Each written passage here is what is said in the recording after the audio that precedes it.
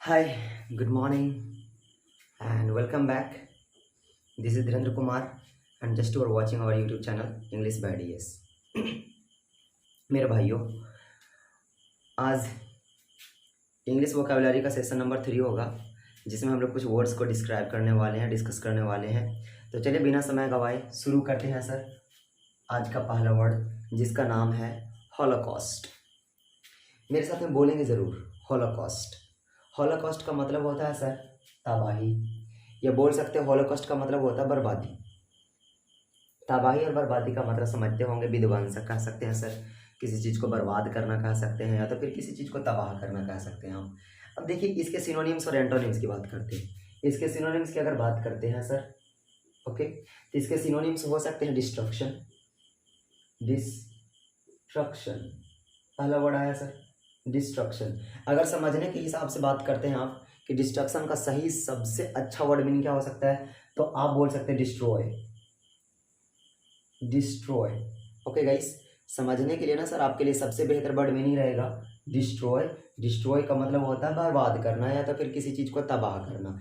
एक word meaning आता है सर आर्मजन।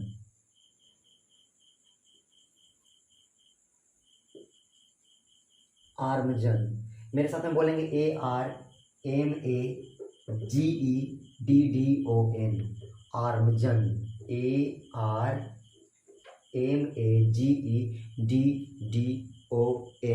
Means armageddon. आर्मजन का मतलब होता है किसी चीज की तबाही, या आर्मजन का मतलब होता है किसी चीज की बर्बादी। ओके, इसी से एक और मिलता जुलता वर्ड मीनिंग होता है कैटक्लिज्म। कैटक्लिज्म, मेरे साथ बोलेंगे सर कैटक्लिज्म। कैटक्लिज्म, good job. अगला वर्ड मीनिंग होता है सर इमोलेशन। इमोलेशन, इमोलेशन का मतलब समझ में भी आता होगा। इमोलेशन का भी मतलब होता है सर बर्बादी, विध्वंसन। इसी से मिलता जुलता एक और वर्ड मीनिंग होता है sir annihilation. ANNI, annihilation. Annihilation, तो चलिए एक बार मेरे साथ में बोलेंगे इस सारे के सारे वर्ड्स को। ट्राई करते हैं सर, देखते हैं बोलते बोलते शायद एक आधा और आ जाए, एक आधा और लिख देंगे। देखिए क्या है, destruction, destroy, armageddon, cataclysm, immolation, annihilation. Okay guys, एक वर्ड मीनिंग आता है sir devastation. DEVASTATION, devastation. Okay, devastation का भी मतलब होता है सर अपने आप में बर्बादी, अपने आप में किसी चीज की तबाही। एक वर्ड मीनिंग आता है सर कैटास्ट्रॉफी। कैटास्ट्रॉफी, इसे कैटास्ट्रॉफी कहा जाता है भाई मेरे, कैटास्ट्रॉफी। एक बार मेरे साथ में बोलेंगे sir destruction, destruction, destroy, armageddon, cataclysm, immolation, annihilation, devastation and catastrophe.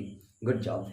अब अगर बात करते हैं इसके एंटोनिम्स की, तो अगर सारे के सारे वर्ड्स न सर इस बात को रिप्रेजेंट कर रहे हैं कि इसका मतलब बर्बादी होता है, तो हम लोग कह सकते हैं सर कंस्ट्रक्शन, निर्माण करना।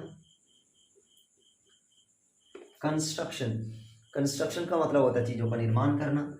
इसी से आप एक वर्ड मीनिंग बना सकते हैं सर बिल्ड। बिल्ड मतलब भी होता है सर चीजों का निर्माण करना। ओके, कंस्ट्रक्शन, बिल्ड, बिल्ड का भी मतलब होता है सर चीजों को निर्माण करना। एक वर्ड मीनिंग आता है fabric.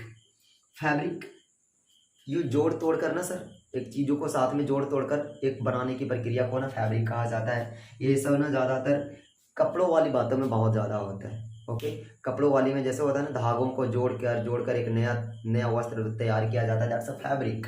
Okay guys, fabric. Fabric से एक मिलता जुलता वर्ड मीनिंग होता है जिसे बोलते हैं इरेक्शन। इरेक्शन, इरेक्शन का भी मतलब होता है चीजों का निर्माण करना, निर्माण करना। ओके गाइस, तो यहाँ पे सारे के सारे जो वर्ड्स थे अपने आप में, destruction, destroy, armageddon, cataclysm, immolation, annihilation, devastation या कैटास्ट्रॉफी, ये सारे के सारे वर्ड सिर्फ और सिर्फ इस बात को रिप्रेजेंट कर रहे थे कि हॉलोकॉस्ट। Done guys. लेकिन अगर इसी के एंटोनिम्स की बात करें तो कंस्ट्रक्शन बोल सकते हैं, बिल्ड बोल सकते हैं, फैब्रिक बोल सकते हैं और इरेक्शन बोल सकते हैं। तो चलिए एक एग्जाम्पल लेने की कोशिश करते हैं सर। सिचुएशन है, because of AEONIAN, onion, rain. There was a dot in north Bihar. समझने की कोशिश करेंगे यहाँ पे। ओके गाइस, क्या कहता है, because of union rain there was a dot in north Bihar. There was dot in north Bihar.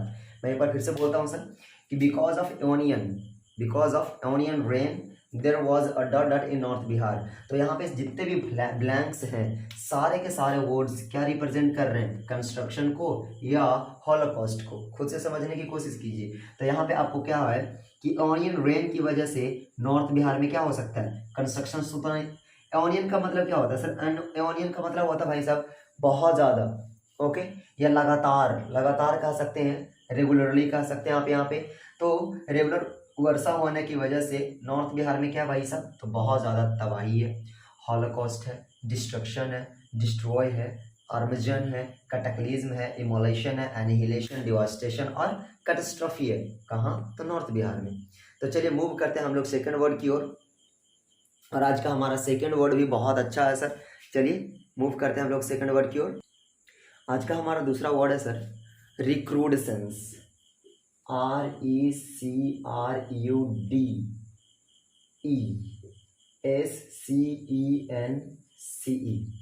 रिक्रूडसेंस। मेरे साथ में बोलेंगे रिक्रूडसेंस।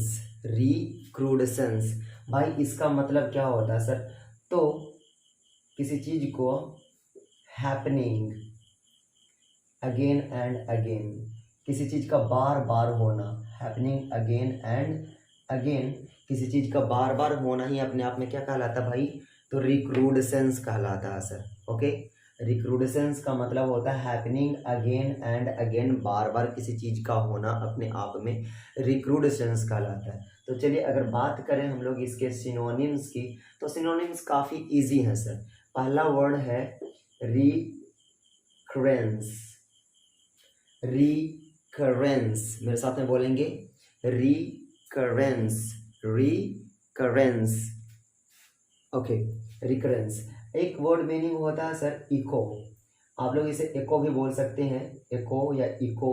ओके गाइस, इको या इको नाम से वर्ड काफ़ी ज़्यादा फेमस है, सभी लोग इको ही बोलते हैं सर। अगला वर्ड है सर रिसर्जेंस।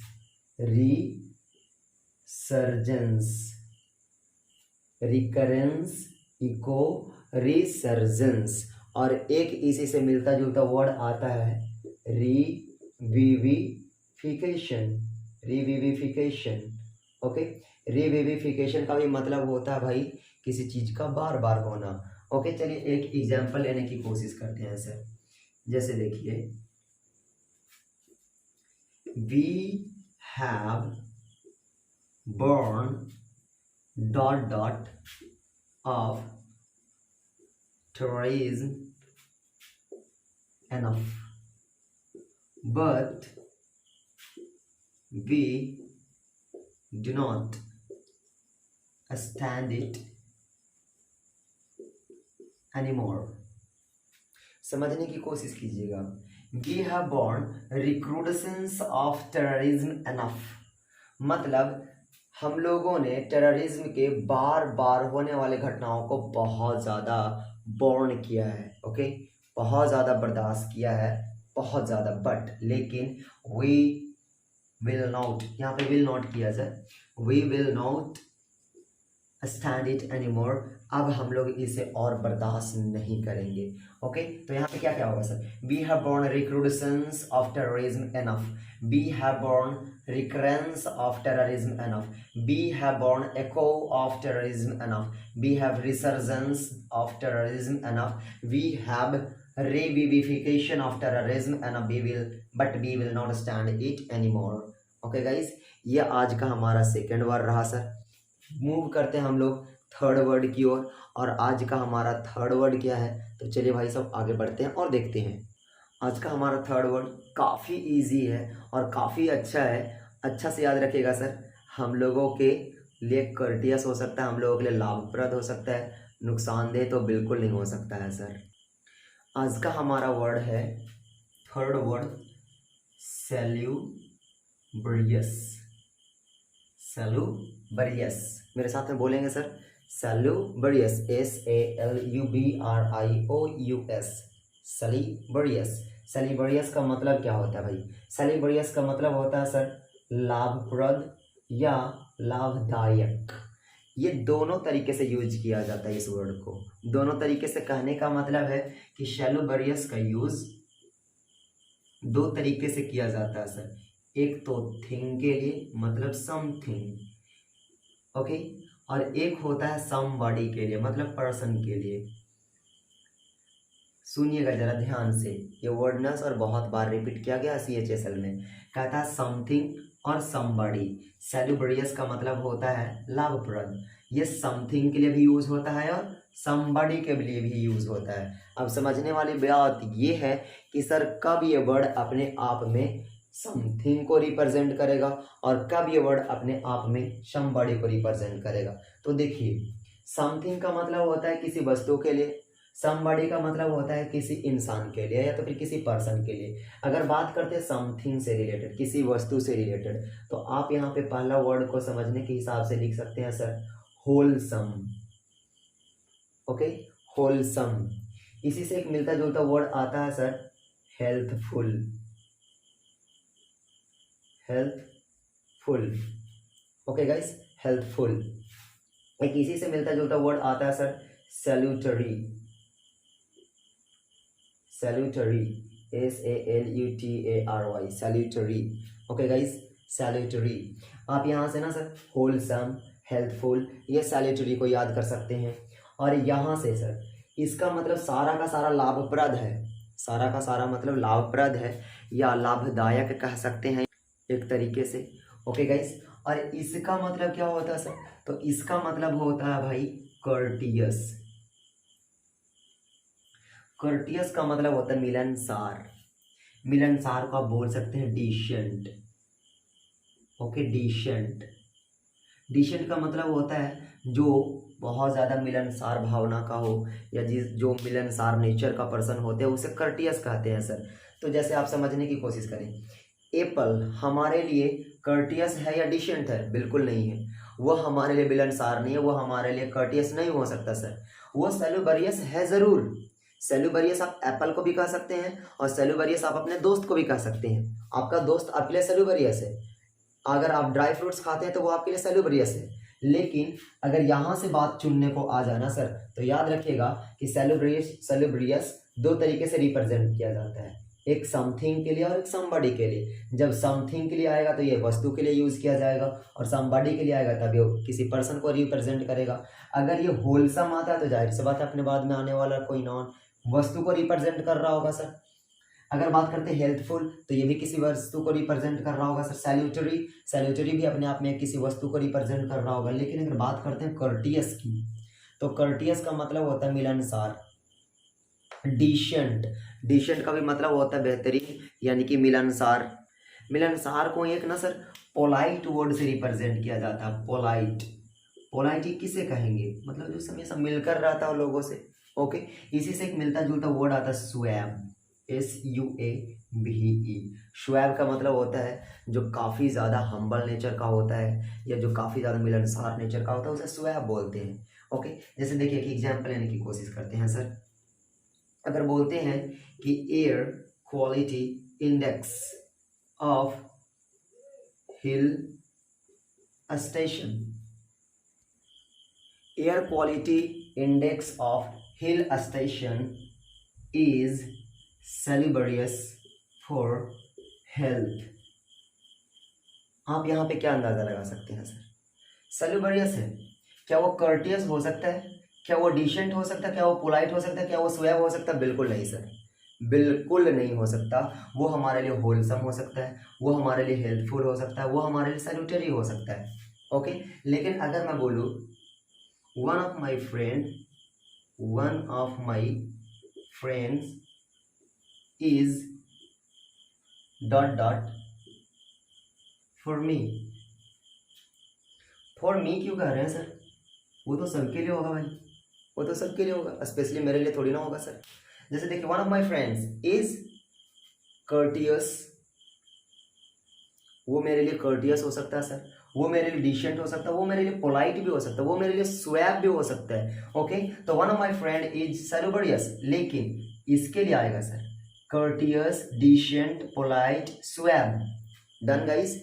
तो जब भी सैलूब्रियस का यूज आप करेंगे तो इस बात का याद रखेंगे कि वो किसको रिप्रेजेंट कर रहा है सर। अगर वो थिंग को रिप्रेजेंट करे तो होलसम, हेल्थफुल या सैल्यूटरी आएगा, जबकि अगर किसी समबडी को रिप्रेजेंट करेगा मीन्स किसी पर्सन को रिप्रेजेंट करेगा, वैसे सिचुएशन में हम लोग उसके साथ कर्टियस का यूज करेंगे, उसके साथ डिसेंट का यूज करेंगे, उसके साथ पोलाइट या स्वैब का यूज करेंगे। मूव करते हैं हम लोग नेक्स्ट वर्ड की ओर, बढ़ते हैं नेक्स्ट वर्ड की ओर गाइस। आज का हमारा फोर्थ वर्ड है सर आज का हमारा फोर्थ वर्ड है स्टल्टिफाई, STULTIFY।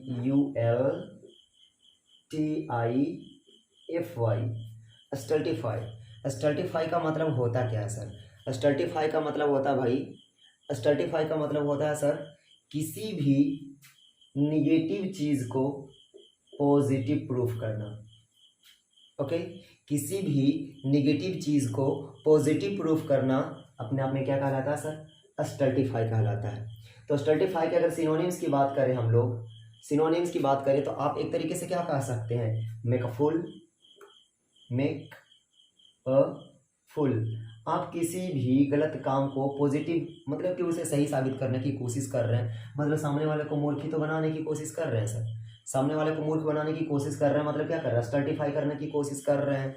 ओके, या तो आप कह सकते हैं सर स्ट्रीफल, स्ट्रीफल। ओके गाइस, एक वर्ड आता है स्ट्रीफल, STRIFLE, स्ट्रीफल। स्ट्रीफल का भी मतलब होता है किसी चीज को बचाव करना, या बचाव करना मतलब उस चीज से बचाना है तो गलत, लेकिन फिर भी हम उसे बचाने की कोशिश कर रहे हैं, दैट्स इज अ स्ट्रीफल। एक वर्ड आता है सर सफोकेट, सफोकेट। सफोकेट का मतलब होता है भाई गला घोट देना, या तो फिर दम घुटना। दम घुटने, गला घोट देना। दम घोटना कहने का मतलब किसकी गला घोट रहे हैं आप? सच्चाई की गला घोट रहे हैं सर। सच्चाई की गला घोट रहे हैं मतलब जो सच है आप उसे हाइड करने की कोशिश कर रहे हैं, वहां पे कुछ दूसरे पुट करना चाहते हैं आप, तो वैसे सिचुएशन में भी हम लोग सफोकेट का यूज कर लेते हैं। स्टल्टिफाई के रूप में भी सफोकेट का यूज कर लिया जाता है। एक अगला वर्ड मीनिंग होता है सर प्रिवेंट। प्रिवेंट का मतलब होता है रोकथाम करना, मतलब जो हो रहा है उसे रोकना। ओके, एक तरीके से कह सकते हैं प्रिवेंट। तो हमारा स्टल्टिफाई का एक नेक्स्ट सिनोनिम्स हो गया सर प्रिवेंट। अगर बात करें एंटोनिम्स की, एंटोनिम्स की, तो हम लोग कह सकते हैं सर इनवैलिडिएट करना, इनवैलिडिएट करना। ओके, या आप इसे ऐसे ही बोल सकते हैं सर डिसअप्रूव करना, डिस अप्रूव, अप्रूव नहीं करना, डिसअप्रूव करना। ओके गाइस, जैसे देखिए हम लोग एक अगर एग्जाम्पल लेने की बात करें या तो एक एक्सप्रेशंस की बात करें तो ऐसे बोल सकते हैं द एडवोकेट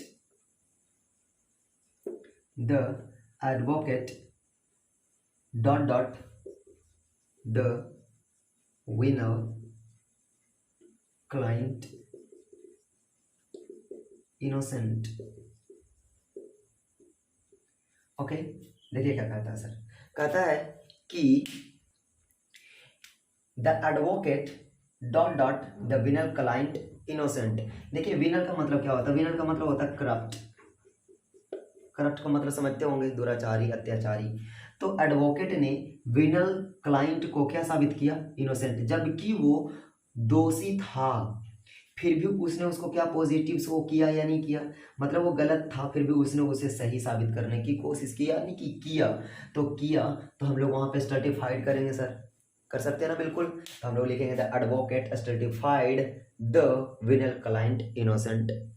फिर बोल सकते हैं the advocate made a fool the winner client innocent. अगला क्या आएगा सर कि the advocate stifled the winner client innocent. बोल सकते हैं सर कि the advocate suffocated the winner client innocent, the advocate prevented the winner client innocent. Done guys, चलिए move करते हैं हम लोग फिफ्थ वर्ड की ओर। और आज का हमारा फिफ्थ वर्ड भी काफी अच्छा है सर। आज का हमारा फिफ्थ वर्ड है सर, फिफ्थ वर्ड है अब्सकॉन्ड, ABSCOND। अब्सकॉन्ड, मेरे साथ बोलेंगे अब्सकॉन्ड। अब्सकॉन्ड का मतलब क्या होता है सर? अब्सकॉन्ड का मतलब होता है भाग जाना। ओके गाइस, अब्सकॉन्ड मीन्स भाग जाना। आप इसी वर्ड को ना सर सिनोनिम्स में बहुत तरीके से बोल सकते हैं। चलिए सिनोनिम्स बनाते हैं सर। सिनोनिम्स में आप बोल सकते हैं क्या, अब्सकॉन्ड को हाईटेल। हाईटेल का मतलब होता है पूंछ खड़ा कर लेना।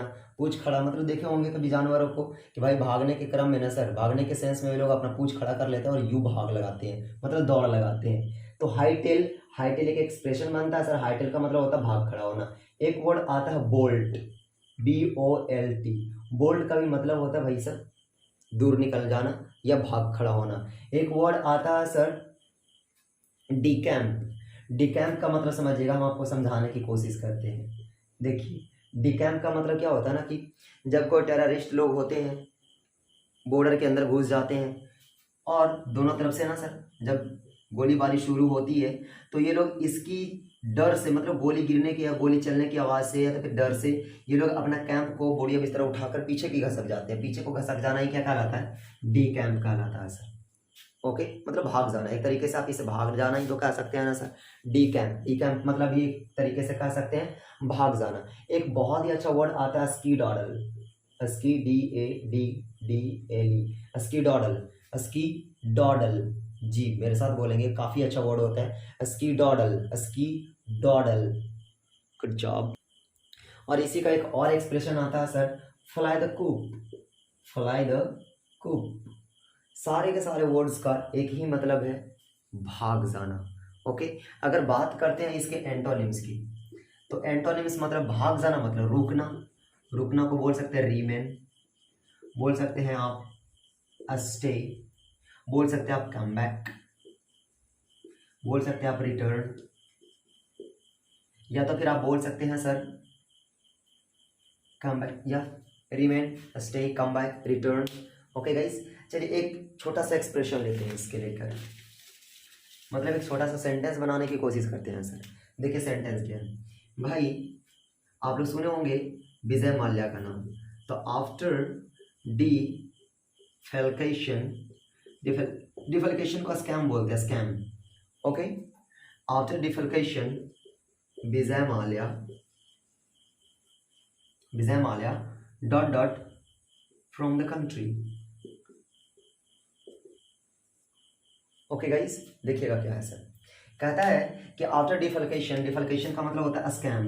स्कैम के बाद विजय माल्या कंट्री छोड़कर भाग गया, कंट्री से भाग गया।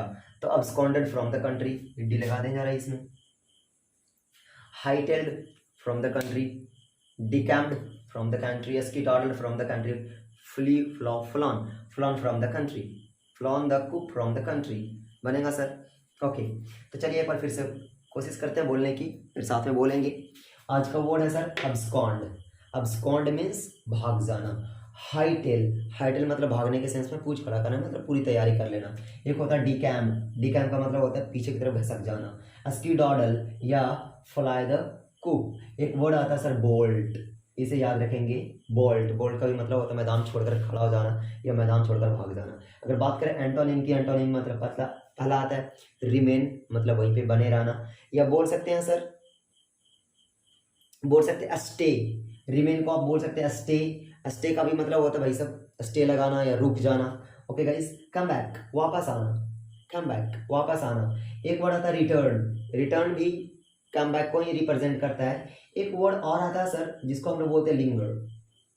Okay, LINGER, linger. लिंगर भी काफ़ी अच्छा वर्ड होता है इस बात को समझने के हिसाब से कि लिंगर का मतलब होता है बने रहना, वहीं पे बने रहना, जहाँ पे हो वहीं पे बने रहना, that's a linger. Okay guys, तो चलिए एक्सप्रेशन क्या है, आफ्टर डिफल्केशन या after scam Vijay Mallya absconded from the country. चलिए ये रहा आज का हमारा लास्ट वर्ड। आशा करते हैं कि वीडियो पसंद आएगी आपको। भाई आज किसी वजह से लाइव क्लासेस नहीं हो पाई, उसके लिए हम बहुत बहुत क्या बोले, I am really very sorry. Okay guys, और सिंस इवन टुमारो, कल से वीडियो लाइव रहेंगी। आज लाइव नहीं हो पाया इसीलिए मैं सारे के सारे वर्ड्स जो पीछे के वर्ड्स थे मैं उन सभी वर्ड्स को रिपीट करवाया आपके साथ में।